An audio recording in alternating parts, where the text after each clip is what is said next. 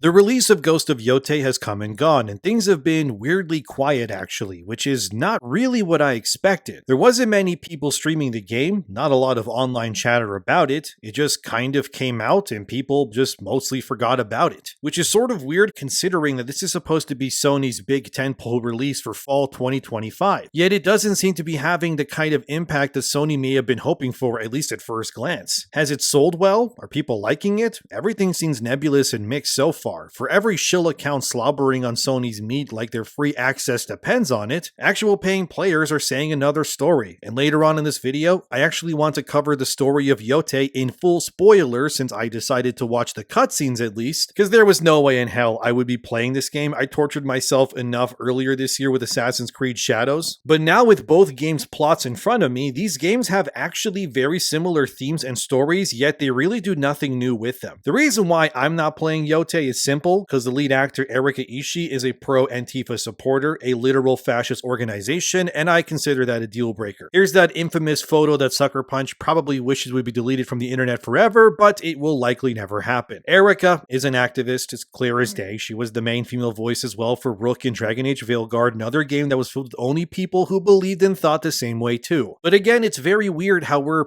past the release of Yotei and Sony has been suspiciously quiet so far. No call on sales, nothing as of this video being made anyways. There were reports that it passed 1 million copies already, but the report comes from some random Twitter account with like 10k followers that no one's really heard about. So like most, I don't really take this random person's superfluous claim as fact yet, at least in Sucker Punch's case. Yotei allegedly didn't cost an arm and a leg to make, which might be their saving grace in the end. According to Google's AI, Yotei cost about $60 million, which is actually peanuts compared to say Sony's other games like Spider-Man 2, which somehow had a budget of about $300 million, yet to this day, I don't know what that money could have been spent on in that game alone. But that being said, the lower budget, like I also said, could save Sucker Punch, because Yotei doesn't necessarily need to be a mega success to keep the studio afloat, or at least I think anyways. And if you enjoy the content, consider liking the video, subscribing, leaving a comment, it helps a lot, thank you. However, with Tsushima, that hit over 10 million units on a similar budget, which was a big win and started a new franchise for Sony. Sucker Punch essentially had their own version of Assassin's Creed on their hands, with the Ghost idea also being applicable to different time periods. Instead, they just did Yotei in Japan again, and the plot was, well, far from original. Yotei's story is basically almost virtually the same as Naowei in Assassin's Creed Shadows. A group of masked men kill Naowei's dad in Shadows. She then vows to hunt them down and I guess save Japan, and then Yotei's plot is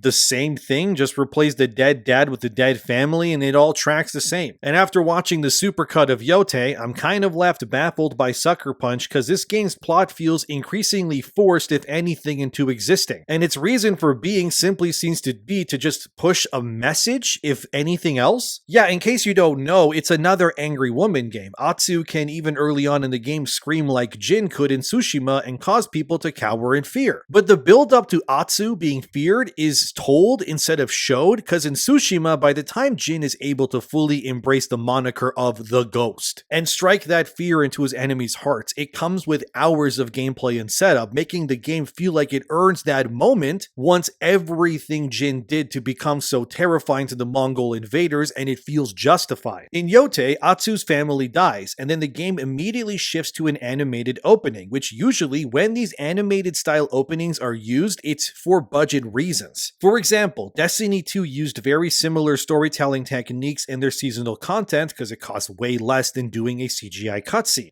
And like I said, it just feels baffling because this is supposed to be Sony's big game of the year and it just doesn't feel like it. Atsu's entire backstory of how she becomes strong and scary is not showed, but like I said, it's instead told, whereas Tsushima did the exact opposite because it lets you play it. Then the game just reverts, I guess in the beginning, to now a fully realized ghost-like character in Atsu, who's a scary woman all of a sudden, and then the game begins proper. It doesn't really feel earned, and the plot is so bare bones, I'm actually not kidding when I say that there isn't really much to say about it. Besides the heavy doses of female stuff, with many female characters being competent and strong, while the majority of the evil is just men being men, bad of course, like always, it just keeps saying the same thing that we've seen in so many other like-minded games or media already. Nothing that has been said here hasn't been done before. It's wild how the game industry gave us not one, but two open-world Japanese games with Shadows and Yotei, and neither of them do much at all with the setting besides use it as window dressing. Shadows' waste of Japan was just egregious. As I reviewed that game myself on the channel extensively, it felt like a missed opportunity, but with Yotei,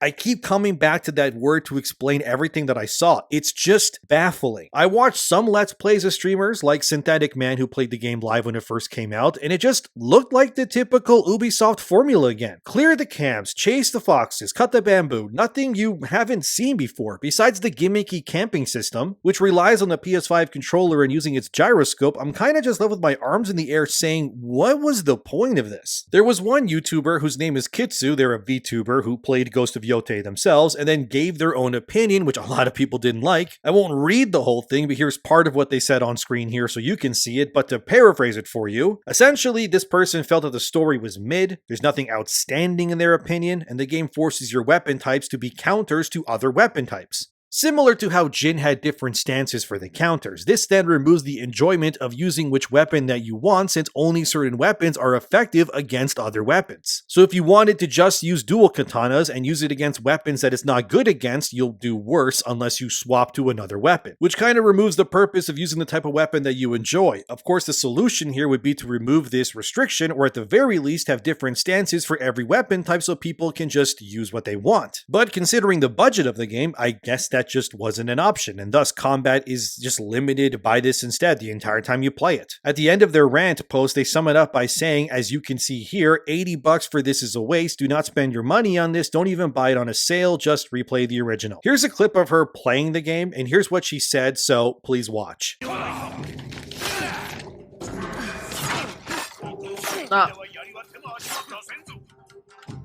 Dual katana effective against pole. Oh, shut the f up. Oh my, are you for... That is actually so lame. That is so fucking lame. Like, let me choose what kind of weapon I want to play with.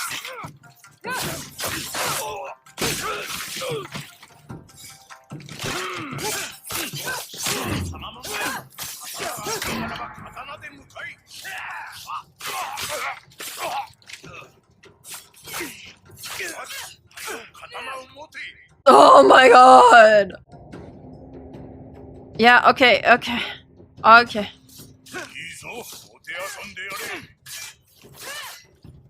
What? I'm falling off the mountain, man. And frankly, from what I've seen and having watched the story, nothing new or interesting just happens here. And I'm not trying to, make this seem worse than it is. Like, nothing really interesting happens at all. Like, there's one moment where Atsu enters a brothel by dressing in a kimono, and Atsu hears a story of how, like, a random woman years ago fleeced the men of this brothel of all their money without them discovering her doing it because this woman was amazing, I guess. And guess who that woman is? Of course, that woman is discovered to be Atsu's own mother. Wow. Who could have guessed that? That the woman who outsmarted a den full of men who were all about the criminal life and, all that sort of stuff is the mother of the main character. Women are just amazing, guys, aren't they? Wow. Incredible. And like, the game is just kind of full of nonsense like this. At another point, Atsu cuts down a bunch of guys to help another woman who then tells Atsu that she just could have done it herself. And she even says that she could have beat them blindfolded because of course she would, because Yotei is apparently just filled to the brim with alpha warrior women because it's that sort of game. I'm actually thankful that I didn't buy this because I don't really think I could survive another talking down humiliation ritual disguised as a fully priced video game for hours. Instead, I'm just playing Final Fantasy Tactics myself because clearly I'm not the target audience for this sort of game, which is bizarre because Tsushima was definitely targeted at people like me. But now this once big franchise with its huge potential has been reduced to whatever this is. I mean, the game critics love the game for obvious reasons. They love anything that hates men and supports women, so that's really no surprise. I got a feeling they'll probably throw Yotei a bone if players won't, and they'll nominate it for Game of the Year and probably give its lead actor rewards for acting simply to own the chuds or whatever else. But I mean, it's still gonna fall on deaf ears because from what I can tell from the online chatter, Yotei is just being met with apathy. Maybe it sells decent in the future, but will this become the second coming of Tsushima? I don't know. Probably not is my guess, at least so far. But it's honestly just a bummer. Like, all of it bums me out because I like Sucker Punch and Tsushima's story was actually great. great. Sucker Punch actually had a unique story to tell there. In case you didn't play Tsushima, Jin Sakai, the hero of the first game, was essentially Sucker Punch taking the concept of the Jedi from Star Wars, which George Lucas did base the Jedi on samurai anyway, so this all makes sense, and then reversing that hero's journey by making Jin essentially choose the dark side over the light to protect the future of Japan, if you will. It was a really unique story of how a samurai, someone born in honor and taught to face enemies head on, was embracing this heretical lifestyle and teachings of his enemies instead to utterly destroy them at any cost. Like, there's a lot of meat there to chew on. A sequel could have easily been about the Mongol force becoming very aware of this ghost of Tsushima and bringing their most able-bodied fighters and hunters from their land to rid Japan of this menace. They could have told the story of how Jin would create his own Brotherhood of Ghosts, similar to the Assassin's Creed Brotherhood, and how this monster he created in the Ghost could have grown beyond him and that he could no longer control what it represented, leading to Ghost copycats or even people he trained to defend Japan as well turning on Jin for money or glory, as they also used the moniker of the Ghost to terrorize both Mongol and Japanese people alike. Like I said, there was a lot of meat on the bones there. Instead, Sucker Punch decided to pivot and tell a story that had been told 100 times before, instead of taking what made this franchise new and unique and then evolving it. Instead, Sucker Punch takes the massive potential that Tsushima 2 had and then distills it into basically a single cutscene in Yotei. Like, you want to know what happened to Jin Sakai after all these years? Here, watch this clip from Yotei then. Please watch. Long ago, the Mongol horde set its eyes upon a small Japanese island. Although greatly outnumbered, a band of brave samurai rode out to face their invaders. The samurai were annihilated, but one fallen warrior rose from the ashes and single-handedly pushed back the Mongols, armed with his katana, the Storm Blade. He cast aside the way of the samurai and adopted what we now call the way of the shinobi.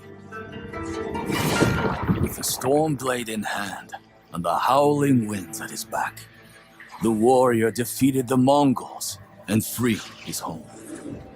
But he also broke the very code that forged him, making him a wanted man by his own people. The samurai who was no longer a samurai had no choice but to flee his home, never to be seen again. No one knows where he went. However, some say he spent his final days here in Ezo. As you saw, Jin beats the Mongols, saves Japan, and then escapes prosecution, and that's pretty much it. They wasted an amazing sequel idea by simply condensing it into a cutscene. Great, love that. Anyway, let's now get into the plot of this game because it's so basic, there's virtually nothing to really spoil, and I'm not kidding. So Atsu's family dies in the opening, and they're ended by the Yotei 6, which are the main bad guys, and they're led by a guy named Lord Saito. That's the main villain. So why did Saito end Atsu's family? Is it some big mystery? Well, not really. You see, there was famine and such all over Yotei, and then Kengo, that's the name of Atsu, the main character's dad, who was also the blacksmith of Lord Saito, another generic thing, the daughter of a blacksmith. How many times has that been done before too? But anyway, this Kengo guy, Atsu's dad, abandons Lord Saito and convinces other people to also leave Saito because he isn't exactly the best lord that can protect them. And then by being angry and betrayed that this Kengo guy would do this and reduce Saito's influence overall, he would then lead this Yotei 6 group and just end his family for, I guess, leaving and betraying him. Like, I wish I was kidding, guys, but that's all it is. Besides that, Atsu does eventually find out that her brother didn't die that night either. His name is Jubei, by the way, and he becomes one of the other central characters and reveals that he has a daughter named Kiku. Anyway, the entire game is just Atsu hunting down this Yotei 6. Of course, the only one of this Yotei 6 that actually helps and becomes a real ally of Atsu is the Kitsune, which is revealed to be a woman named Oyuki. Yeah,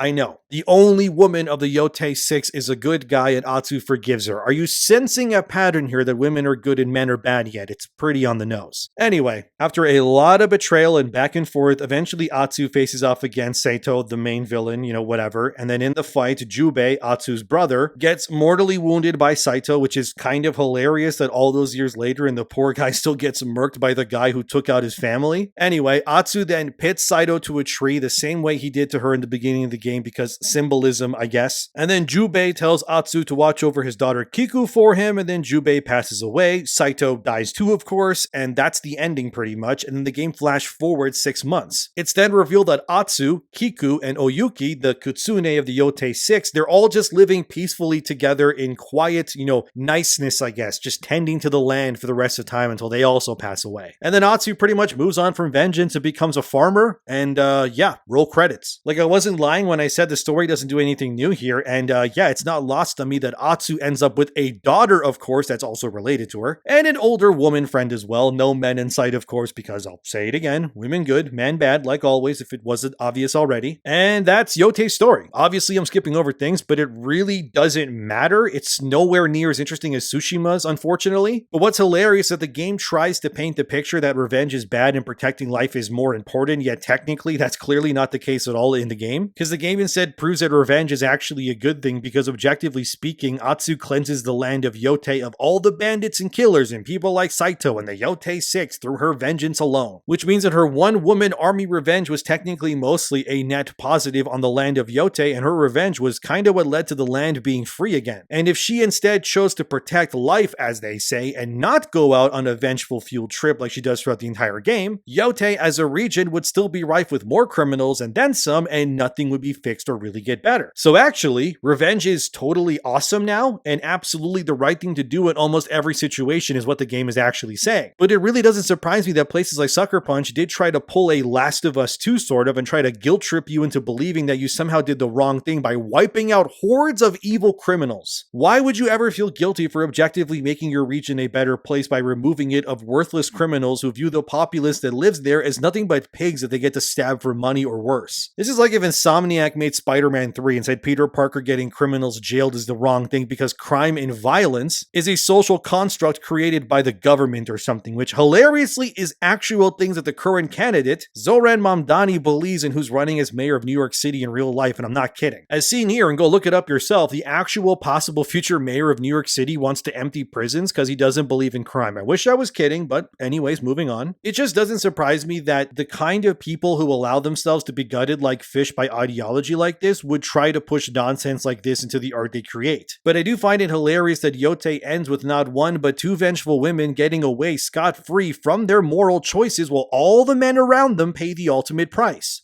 Yeah, I'm glad I didn't buy this game. It's just more propaganda disguised as a full-price game again, sadly. And objectively speaking, Atsu would have a worse life if she didn't get her revenge, because let's be real, that Saito guy and his Yotei 6, they were likely making new Atsu-like children everywhere across Yotei every single day anyways, but with like what they were doing. But no guys, revenge is bad, okay? Don't ever do that to your enemies, apparently. Just let them walk all over you and destroy you, I guess, because that's better. And it's extra funny on top because it's because of revenge and vengeance that, objectively speaking, the retaining of culture and civilization has been kept in check across the world. Every nation, no matter who they are, have pushed back against other nations and tribes or people to protect their culture and future. It's only now with world leaders that are bending over backwards that we're seeing what happens when weak men gain, great power. Actually, you end up losing the cultural fabric of society in record time for all the same nations that were protected for hundreds of years by much stronger and just men. So all in all, Yotei's message just falls flat anyways, and its ending is like the most modern slop created in today's environment again. That if the main character is a woman, she always survives pretty much, and the men always die instead. And that if there is a female villain, she's never actually a villain, she's just misunderstood or also a victim of a man as well, therefore she can't be guilty for her own actions. Yeah, it's the He-Man Netflix series all over again, but of course if a man is a bad guy, well, he's a bad guy. Got it. Remind me again, why would I pay money to play this? Like, imagine if Tsushima tried to push the idea of revenge is bad too. Like, no, Jin Sakai, you shouldn't save Japan and its people from the Mongol invaders because they decimated your forces in the opening cutscene and then subjugated the people of Tsushima into terrible slavery or more. You should instead send your thoughts and prayers and not seek revenge or try to better your world because revenge is bad, apparently. Sure, if Jin did that, then Japan wouldn't even exist in that scenario then, which tells you just how stupid this is. If they really wanted to convey that revenge is wrong, the game should have ended with everyone dying and Atsu being utterly alone with with both her arms missing, and like half her face blown off, just eating rice by using her feet to feed herself because revenge is bad, I guess. But no, that's not what happened, so clearly the message just makes no sense. You protect life in the future by pushing back against those who threaten your very existence. Like, it makes no sense. But what can you really expect from modern Western studios anymore, really? Everything is the same. The same stories keep getting told. The same really bad life lessons, which are usually not life lessons, but instead just thinly veiled propaganda meant to demoralize you or just being pushed on you time and time again. Sony PlayStation in general has objectively, in my opinion, had probably the worst generation of their games with the PS5, and it's not even close so far. Every franchise has been to varying degrees turned into humiliation rituals that have either ruined their franchises or forced you into believing that the heroes, if male, are always terrible. Like, every franchise they own at this point is almost female focused, okay? Spider-Man is gonna have Silk in Spider-Man 3, so that tells me a lot there already. And really the only franchise standing for PlayStation that has a guy still, I guess, is God of War with Kratos.